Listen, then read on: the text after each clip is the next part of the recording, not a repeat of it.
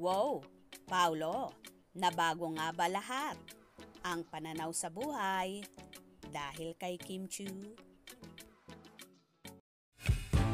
I'm overheated, can hardly sleep at night,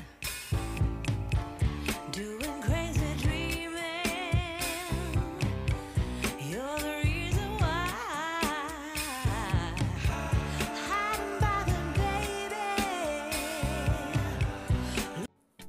Tila malaki na ang nabago sa kapamilya aktor na si Paulo Avellino sa naging pananaw nito sa buhay.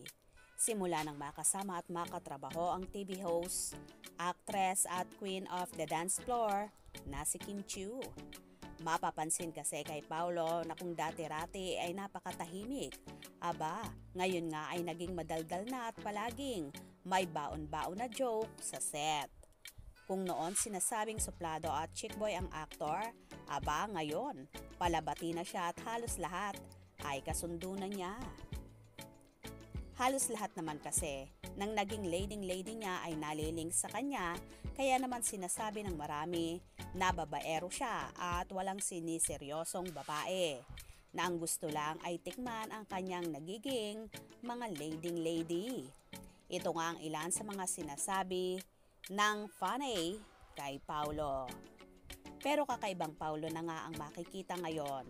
Bukod sa sinsiro na ito, nabago na nga ang pananaw ng aktor. Ayon pa nga sa naging sagot niya kamakailan sa naging interview sa kanya, kung handa na daw ba siyang isacrifice lahat ng pinaghirapan niya para lang sa love. At ang sagot naman dito ng aktor, sa palagay ko, kaya ko. Kasi ako ang taong passionate pagdating sa ganyan na alam ko, ang pinapasok ko ay kaya ko. So, kaya ko nga isacrifice lahat-lahat para sa taong mahal ko. At kung worth it naman, diba?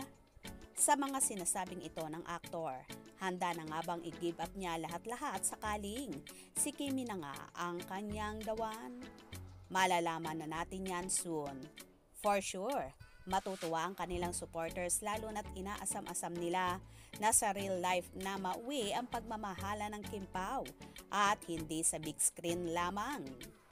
Anyway, may kumakalat namang balita na may gagawin na namang serye ang Kim Pao na wala pa namang kumpirmasyon ang pamunuan ng ABS-CBN at Dreamscape Entertainment hinggil dito.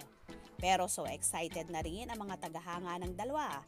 At after nga daw ng seryeng ito ay may uumpisahan namang movie kung saan si Miss Claudine Barreto ang makakasama ng Kim Pao dito.